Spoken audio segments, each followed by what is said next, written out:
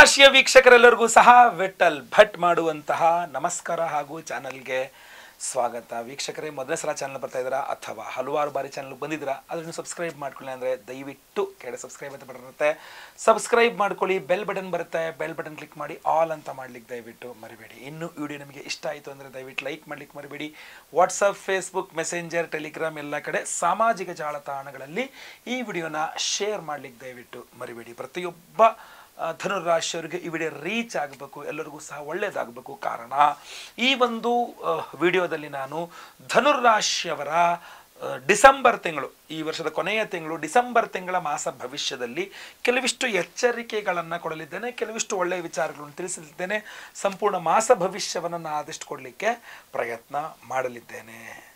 ಇನ್ನು ಗ್ರಹ ಸ್ಥಿತಿಗಳನ್ನು ನೋಡ್ಲಿಕ್ಕೆ ಹೋದರೆ ಬಹಳ ಪ್ರಮುಖವಾಗಿ ಬುಧ ಗ್ರಹ ವೃಶ್ಚಿಕ ರಾಶಿಯಲ್ಲಿರ್ತಾನೆ. ರವಿಗ್ರಹ 15 ದಿವಸ ವೃಶ್ಚಿಕ ರಾಶಿ, ನೆಕ್ಸ್ಟ್ 15 ದಿವಸ ಧನುರಾಶಿ ನಿಮ್ಮ ರಾಶಿಯಲ್ಲಿ ಬರ್ತಾನೆ.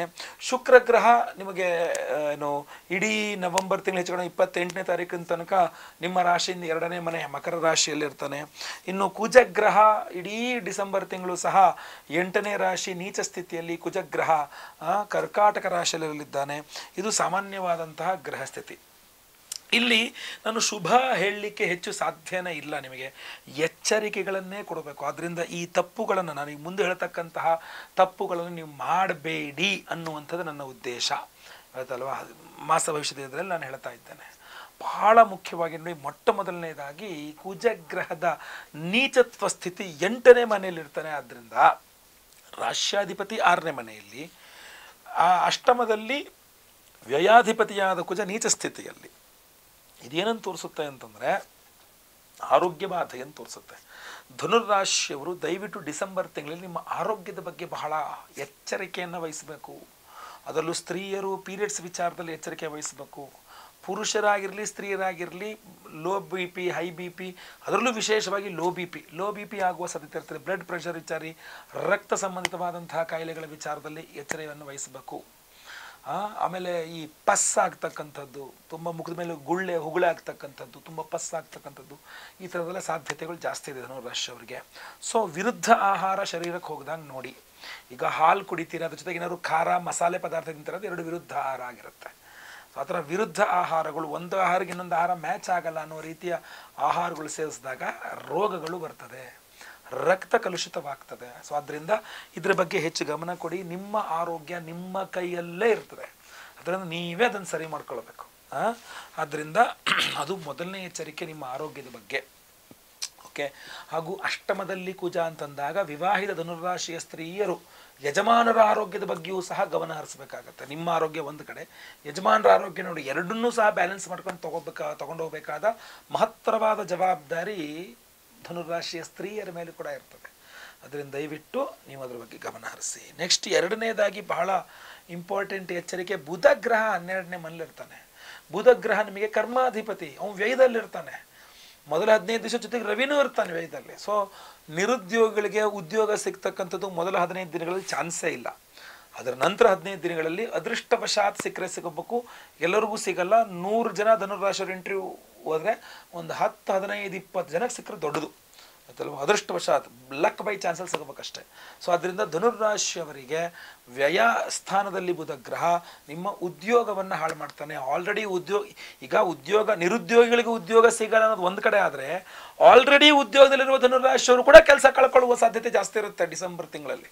ಬಹಳ ಕೇರ್ಫುಲ್ ಆಗಿರ್ಬೇಕಾಗತ್ತೆ ನೀವು. ವ್ಯಯ ಲಾಸ್, ಮನೆಯಲ್ಲಿ ಉದ್ಯೋಗಕಾರಕ ಅಂದ್ರೆ ಲಾಸ್ ಅಂತ. ಸೊ ಅದರಿಂದ ನೀವು ಪ್ರಮೋಷನ್ ಕೇಳಕ್ಕೆ ಹೋಗೋದು, ಸ್ಯಾಲ್ರಿ ಹೈಕ್ ಮಾಡ್ರಿ ಅಂತ ಕೇಳಕ್ಕೆ ಹೋಗೋದು ಏನೂ ಮಾಡಬೇಡಿ. ನೀವು ಕಾಣಲೇಬಾರ್ದು ಬಾಸ್ ಕಣ್ಣಿಗೆ, ಎಲೆ ಮರೆ ಕಾಯಿ ಥರ ಕೆಲಸ ನೀವು ಬಂದಿದ್ದು ಹೋಗಿದ್ದು ಏನು ಗೊತ್ತೇ ಆಗಬಾರ್ದು. ಆ ಥರ ನಯಾ ನಾಜೂಕಲ್ಲಿ ಕೆಲಸ ಮಾಡ್ಕೊಂಡು ಹೊಟ್ಟೋಗ್ಬಿಡ್ಬೇಕು, ಸಿಕ್ಕಿರೋ ಸಂಬಳ ಸಾಕು ಅಂಥೇಳಿ, ಆಯಿತಾ? ಸೊ ಏನೂ ಗಲಾಟೆ ಜಗಳ ಮನಸ್ತಾಪ ಒಂದು ರೌದ್ರ ಅವತಾರಗಳನ್ನ ನೀವು ಎಲ್ಲಿ ಕೆಲಸ ಮಾಡ್ತಿರೋ ಅಲ್ಲಿ ತೋರಿಸ್ಲಿಕ್ಕೆ ಹೋಗಬೇಡಿ. ನಿಮ್ಮ ಪಾಡಿ ನೀವು ಎಲೆ ಮರೆ ಕಾಯಿ ಥರನೇ ಇರಬೇಕು ಡಿಸೆಂಬರ್ ತಿಂಗಳಲ್ಲಿ.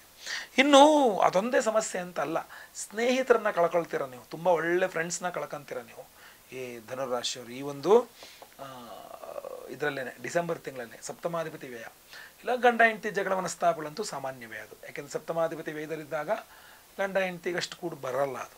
ಬಟ್ ಗಂಡ ಹೆಂಡತಿ ಅನ್ನೋದಕ್ಕಿಂತ ನಾನು ಬಹಳ ಒತ್ತಿ ಹೇಳೋದು ಫ್ರೆಂಡ್ಸ್ ಅಥವಾ ಬಿಸ್ನೆಸ್ ಪಾರ್ಟ್ನರ್ಸ್, ಅವ್ರನ್ನ ನೀವು ಕಳ್ಕೊಳ್ಳುವಂಥದ್ದು ಜಗಳ ಸ್ಥಾಪಕ ಅವ್ರು ಬಿಟ್ಟು ಹೋಗ್ತಕ್ಕಂಥದ್ದು ಏನೋ ಸಾಧ್ಯತೆಗಳು ಜಾಸ್ತಿ ಇದೆ. ಆದ್ದರಿಂದ ನಿಮ್ಮ ಫ್ರೆಂಡ್ಸ್ ಆಗಿರ್ಬೋದು, ಬಿಸ್ನೆಸ್ ಪಾರ್ಟ್ನರ್ ಆಗಿರ್ಬೋದು, ಜಗಳ ಮಾಡೋಕ್ಕೆ ಹೋಗ್ಬಿಡಿ ಅವ್ರ ಹತ್ರ.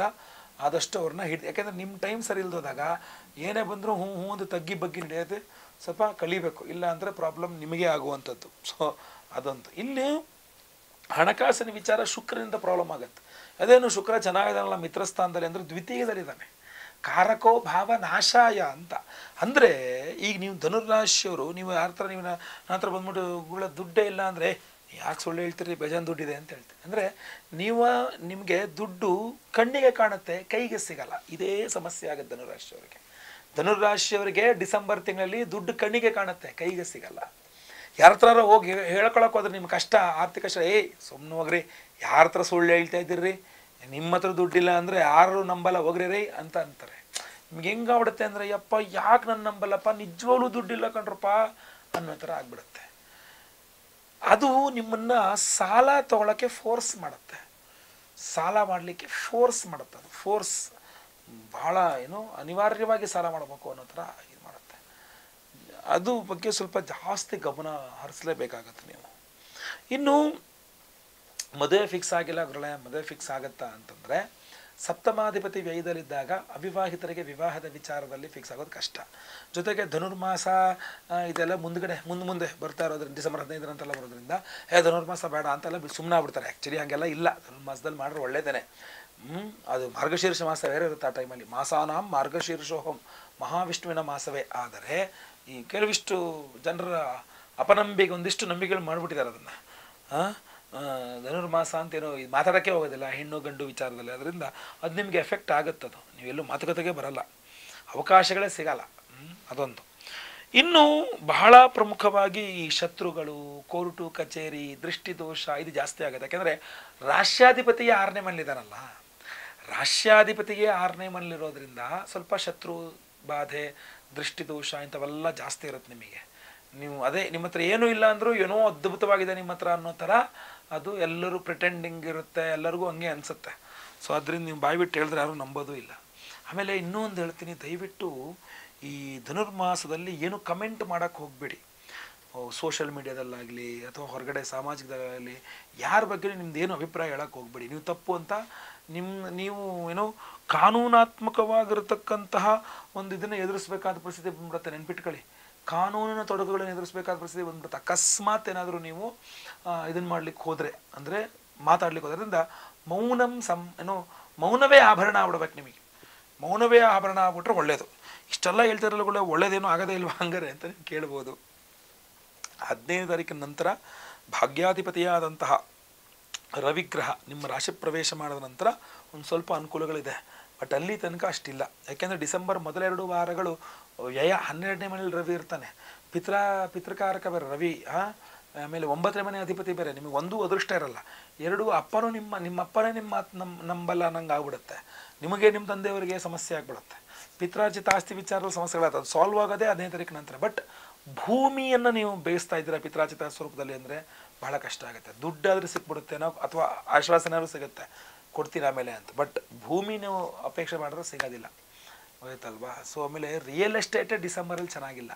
ನೀವು ಭೂಮಿ ಖರೀದಿ ಮಾರಾಟ ಯಾವುದೂ ಅಷ್ಟು ನನ್ನ ಪ್ರಕಾರ ಸರಿ ಇಲ್ಲ. ಆಮೇಲೆ ಹೋಟೆಲ್ ಬಿಸ್ನೆಸ್ಗೆ ಅಷ್ಟು ಚೆನ್ನಾಗಿಲ್ಲ. ಆಮೇಲೆ ಸಾಫ್ಟ್ವೇರ್ ಇಂಜಿನಿಯರ್ಸ್ಗೆ ಚೆನ್ನಾಗಿಲ್ಲ. ಕೃಷಿ ಮಾಡುವಂಥವ್ರಿಗೆ ಚೆನ್ನಾಗಿಲ್ಲ. ಕೃಷಿ ಉತ್ಪನ್ನಗಳಿಗೂ ಚೆನ್ನಾಗಿಲ್ಲ. ಹೈನುಗಾರಿಕೆಯವ್ರಿಗೆಲ್ಲ ಬರೀ ಸಾಲಗಳಾಗ್ಬಿಡುತ್ತೆ ಹೈನುಗಾರಿಕೆ ಮಾಡುವಂಥವ್ರಿಗೆ. ಇನ್ನೂ ಚೆನ್ನಾಗಿರೋದು ಯಾವುದು, ಬಟ್ಟೆ ವ್ಯಾಪಾರಗಳು ಚೆನ್ನಾಗಿರ್ತವೆ. ಬಟ್ಟೆ ವ್ಯಾಪಾರ ಮಾಡೋರಿಗೆ ಒಂದು ಸ್ವಲ್ಪ ಪರವಾಗಿಲ್ಲ. ಬಟ್ ಸಾಲ ಬರೆಸ್ಬಿಟ್ಟು ಹೋಗ್ತಾರೆ, ಬಿಸ್ನೆಸ್ ಮಾಡ್ತಾರೆ, ಬಟ್ ಕ್ಯಾಶ್ ಕೊಡೋಲ್ಲ, ಆಮೇಲೆ ಕೊಡ್ತೀನಿ ಬಿಡ್ರಿ ಅನ್ನೋ ಥರ ಸಾಲಗಳು ಬರ್ಸೋ ಸಾಧ್ಯತೆ. ಬಟ್ಟೆ ವ್ಯಾಪಾರ ಓಕೆ. ಅಲಂಕಾರಿಕ ವಸ್ತುಗಳು ಮಾರಾಟ ಮಾಡ್ತಕ್ಕಂಥವ್ರು ಓಕೆ. ಫ್ಯಾಷನ್ ಡಿಸೈನಿಂಗ್ ಅವ್ರಿಗೆಲ್ಲ ಓಕೆ. ಬ್ಯಾಂಕಿಂಗ್ ಸೆಕ್ಟರ್ಸ್ಗೂ ಒಂದು ಲೆಕ್ಕದಲ್ಲಿ ಓಕೆ ಅನ್ಸುತ್ತೆ, ಒಂದು ಸ್ವಲ್ಪ ಲೆಕ್ಕದಲ್ಲಿ ಓಕೆ ಅವ್ರಿಗೂ ಸಹ. ಚತುರ್ಥದ ರಾಹು ಕೋರ್ಟು ಕಚೇರಿ ವಿಚಾರಗಳಲ್ಲಿ ಸ್ವಲ್ಪ ಎತ್ತು ಬಿಟ್ಟು ಬಿಡ್ತಾನೆ ನಿಮ್ಮನ್ನು ಈ ಸಲ, ಆಯ್ತಲ್ವ. ಅದ್ರ ಬಗ್ಗೆ ಗಮನಿಸಬೇಕಾಗತ್ತೆ. ಎಲ್ಲರ ದೃಷ್ಟಿಯಲ್ಲಿ ನೀವು ಕೆಟ್ಟವ್ರ ಥರ ಆಗ್ಬಿಡ್ತೀರಾ. ಇದೆಲ್ಲದರಿಂದ ಹೊರಬರಬೇಕು ಅಂದ್ರೆ ಶತ್ರು ನಿಗ್ರಹ ಆಗಬೇಕು. ಶತ್ರುಗಳು ನಿಮ್ಮ ಬಗ್ಗೆ ಮಾತಾಡಬಾರ್ದು, ನಿಮ್ಮ ಸುದ್ದಿಗೆ ಬರಬಾರ್ದು. ನೀವಾಯ್ತು ನಿಮ್ಮ ಪಡೆದು ನೀವು ಇರಂಗಿರ್ಬೇಕು. ಊರ ಮೇಲಿರೋ ಮುಳ್ಳು ತೆಗಿಯಕ ನಮ್ಮ ಕಾಲು ಚಪ್ಪಲಿ ಹಾಕೋಬೇಕು ನಾವು. ಅದರಿಂದ ನಮ್ಮ ರಕ್ಷಣೆ ನಾವು ಮಾಡ್ಕೋಬೇಕು. ಅದರಿಂದ ಶತ್ರು ನಿಗ್ರಹ ವಾರಾಹಿ ಹೋಮ, ಶತ್ರು ನಿಗ್ರಹ ವಾರಾಹಿ ಹೋಮವನ್ನು ಕಾರ್ತೀಕ ಅಮಾವಾಸ್ಯೆ ಡಿಸೆಂಬರ್ 1ನೇ ತಾರೀಕು ನಮ್ಮ ಯಾಗಶಾಲೆಯಲ್ಲಿ ನಾವು ಮಾಡ್ತಾ ಇದ್ದೇವೆ ಭಾನುವಾರ ಅಮಾವಾಸ್ಯೆ ಭಾಳ ಪವರ್ಫುಲ್ ಆದ ದಿವಸ ಅವತ್ತು. ಸೊ ಅವತ್ತಿನ ದಿವಸ ನಮ್ಮ ಯಾಗಶಾಲೆ ನಾವು ಮಾಡ್ತಾ ಇದ್ದೇವೆ. ಜೊತೆಗೆ ಅಘೋರಾಸ್ತ್ರ ಹೋಮವನ್ನು ಮಾಡ್ತಾ ಇದ್ದೇವೆ. ಭಾಳ ಪವರ್ಫುಲ್ ಆಗಿರ್ತಕ್ಕಂಥ ಮಂತ್ರ. ಹ್ರೀಂ ಸ್ಫುರ ಸ್ಫುರ ಪ್ರಸ್ಫುರ ಪ್ರಸ್ಫುರ ಘೋರ ಘೋರ ತರತನು ರೂಪ ಚಟ ಚಟ ಪ್ರಚಟ ಪ್ರಚಟ ಕಹ ಕಹ ವಮ ವಮ ಬಂಧ ಬಂಧ ಘಾತಯ ಘಾತಯ ಹುಂಪಟ್. ಅದ್ಭುತವಾದಂತಹ ಮಂತ್ರ. ಈ ಮಂತ್ರದಿಂದ ಅಘೋರಾಸ್ತ್ರ ಹೋಮ ಹಾಗೂ ಶತ್ರು ನಿಗ್ರಹ ವಾರಾಗಿ ಹೋಮವನ್ನು ಮಾಡಿ ಬಹಳ ಪವರ್ಫುಲ್ ಆದ ಈ ಜ್ವಾಲಾಮುಖಿ ರತ್ನವನ್ನು ಅದರಲ್ಲಿ ಎನರ್ಜೈಸ್ ಮಾಡ್ತೀವಿ. ಕಾರ್ತೀಕ ಅಮಾವಾಸ್ಯೆ ದಿವಸ ಜ್ವಾಲಾಮುಖಿ, ನಿಮಗೇನು ಲಾವಾರಸ ಬರುತ್ತಲ್ಲ, ಓಪನ್ ಆಗಿ ಜ್ವಾಲಾಮುಖಿ ಲಾವಾರಸ ಬರುತ್ತಲ್ಲ, ಅದನ್ನು ಒಣಗಿದ ಮೇಲೆ ಅದು ಈ ಇದಕ್ಕೆ ಬಂದ ಮೇಲೆ ಕಲ್ಲು ಥರ ಆಗುತ್ತೆ. ಅದನ್ನು 6 ಷಟ್ಕೋಣದ ರೀತಿಯಲ್ಲಿ ಅದನ್ನು ಕಟ್ ಮಾಡಿಸಿ ಅದನ್ನು ಡಾಲರ್ ಮಾಡಿಸಿರ್ತಕ್ಕಂಥದ್ದು ಪವರ್ಫುಲ್ ಜ್ವಾಲಾಮುಖಿ ರತ್ನ. ಕಾರ್ತೀಕ ಅಮಾವಾಸ್ಯೆ ದಿವಸ ಶತ್ರು ನಿಗ್ರಹ ವಾರಾಗಿ ಹೋಮ ಅಘೋರಾಸ್ತ್ರ ಹೋಮದಲ್ಲಿ ಎನರ್ಜೈಸ್ ಮಾಡಿರೋಂಥದ್ದು. ಅದ್ಭುತವಾದಂಥ ಪವರ್ ಇದು. ಎಲ್ಲ ಶತ್ರುಬಾಧೆ ಮಾಟ ಮಂತ್ರಗಳು ಪರಿಹಾರ ಹೋಗ್ಬೇಕು. ಅಷ್ಟೇ ಅಲ್ಲ, ನೀವು ಅನ್ಕೊಂಡಿದ್ದು ಸಾಧಿಸ್ಬೇಕು ಸಾಧಿಸೋಂಗೆ ಆಗಬೇಕು ಅಂತ ಹೇಳ್ಬಿಟ್ಟು ನಾವು ಮಣಿಕರ್ಣಿಕಾ ಹೋಮ ಅಂತಲೂ ಮಾಡ್ತಾ ಇದ್ದೇವೆ. ಕಾರ್ತಿಕ ಅಮಾವಾಸ್ಯೆ ದಿವಸ ಈ ಒಂದು ಜ್ವಾಲಾಮುಖಿ ರತ್ನ ಮಣಿಕರ್ಣಿಕಾ ಹೋಮದಲ್ಲೂ ಎನರ್ಜೈಸ್ ಆಗುತ್ತೆ. ಇದನ್ನು ಇನ್ನೊಂದು ಥರನೂ ನೀವು ಬಳಸ್ಬೋದು. ಯಾಕೆಂದರೆ ಇದನ್ನು ನಾವು ಕಳಿಸ್ಕೊಡ್ತೇವಲ್ಲ ನಿಮಗೆ, ಇದು ನಿಮ್ಮ ಕೈ ಸಿಕ್ಕಿದ ಮೇಲೆ ಒಂದು ವೀಳ್ಯದೆಲೆ ಮೇಲೆ ಕುಂಕುಮಕ್ಕನ್ನು ಸ್ವಲ್ಪ ನೀರು ಹಾಕಿ ಪೇಸ್ಟ್ ಥರ ಮಾಡ್ಕೊಂಡು ಇದನ್ನು ಅದ್ದುಕೊಂಡು ಅದರಲ್ಲಿ ಹಿಂಗೆ ಪೆನ್ ಥರ ಆ ವೀಳ್ಯದೆಲೆ ಮೇಲೆ ಮಣಿಕರ್ಣಿಕಾ ಮಂತ್ರವನ್ನು ಬರೀಬೇಕು. ಈ ವಿಡಿಯೋ ಎಂಡಲ್ಲಿ ಹೇಳಿದ್ದೀನಿ. ಅದನ್ನು ಬರೆದು ಒಂದು 3 ದಿನ ಇಟ್ಟು ಪೂಜೆ ಮಾಡಿ ಅದನ್ನು ಆಮೇಲೆ ಅರಳಿ ಮರದ ಹತ್ರ ಹೋಗಿ ಅದನ್ನು ವಿಸರ್ಜನೆ ಮಾಡಿ ಅದರಲ್ಲಿ ಎಲ್ಲ ಹಾಕ್ಬಿಟ್ಟು ಮನಸ್ಸಲ್ಲಿ ಪ್ರಾರ್ಥನೆ ಮಾಡ್ಕೊಂಡು ಬಂದುಬಿಟ್ರೆ ನೀವು ಅನ್ಕೊಂಡಿದ್ದು ಕೆಲಸ ಸಿದ್ಧಿ ಅಂತ. ಇದನ್ನು ಪೆನ್ ಥರ ಬಳಸ್ಬೇಕು ಅದನ್ನು. ಸೊ ಅದನ್ನು ಮಾಡೋರು ಮಾಡಿ, ಆಗದಿರೋರು ಬಿಡಿ, ತೊಂದರೆ ಇಲ್ಲ. ಇದನ್ನು ಮಾಮೂಲಾಗಿ ಒಂದು ಕಪ್ಪು ದಾರದಲ್ಲಿ ಕುತ್ತಿಗೆಯಲ್ಲೋ ಅಥವಾ ಕೈ ಭುಜದಲ್ಲೋ ಅಥವಾ ನಿಮ್ಮ ಪರ್ಸಲ್ಲೋ ಇಟ್ಕೋಬೋದು, ಏನು ತೊಂದರೆ ಇಲ್ಲ, ಇಟ್ಕೊಂಡ್ರೆ ಸಾಕು.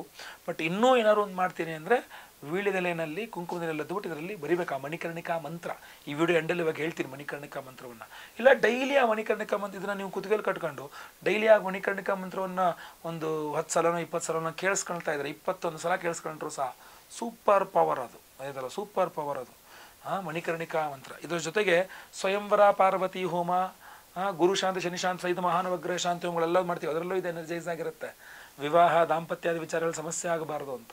ಸೊ ಇಷ್ಟೆಲ್ಲ ಪವರ್ಫುಲ್ ಆಗಿರತಕ್ಕಂಥ ಹೋಮಗಳು. ಸಂಕಲ್ಪ ಸೇವೆಗೆ ಹೆಸರು ಕೊಡೋರು ಸ್ಕ್ರೀನ್ ಮೇಲೆ ಕಾಣಿಸ್ತಂಥ ನಂಬರ್ಗೆ ನಿಮ್ಮ ಹೆಸರು, ಗೋತ್ರ ಗೊತ್ತಿದ್ರೆ ಗೋತ್ರ, ನಕ್ಷತ್ರ ಗೊತ್ತಿದ್ರೆ ನಕ್ಷತ್ರ, ನಿಮ್ಮ ರಾಶಿ, ನಿಮ್ಮ ವಿಳಾಸ ಇದನ್ನು ಬೇಗ ವಾಟ್ಸಪ್ ಮಾಡ್ಕೊಳ್ಳಿ. ಲೈವಲ್ಲಿ ನಾನೇ ನಿಮ್ಮ ಹೆಸರು ಸಂಕಲ್ಪ ಮಾಡ್ತೀನಿ. ಎಲ್ಲ ಹೋಮಗಳು ಲೈವ್ ನೋಡ್ತೀರಾ.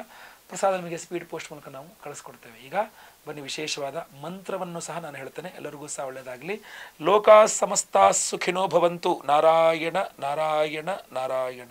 ಓಂ ಐಂ ಹ್ರೀಂ ಶ್ರೀಂ ಕ್ಲೀಂ ಓಂ ಮಂ ಮಣಿಕರ್ಣಿಕೆ ನಮಃ.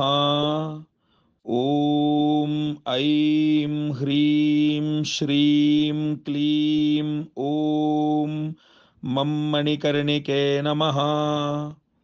ಓಂ ಐಂ ಹ್ರೀಂ ಶ್ರೀಂ ಕ್ಲೀಂ ಓಂ ಮಂ ಮಣಿಕರ್ಣಿಕೆ ನಮಃ.